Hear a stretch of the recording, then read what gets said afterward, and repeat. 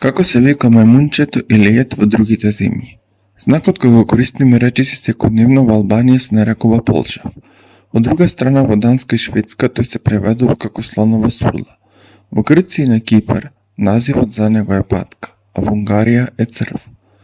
Обичаениот назив кој го користиме ние, мајмунче и лејет, се користи во Австрија, Босна и Херцеговина, Хрватска, Естонија, Финска, Германија, Ирска, Италија и многу други. Во овие земји најчесто со тој назив доа и уште некој.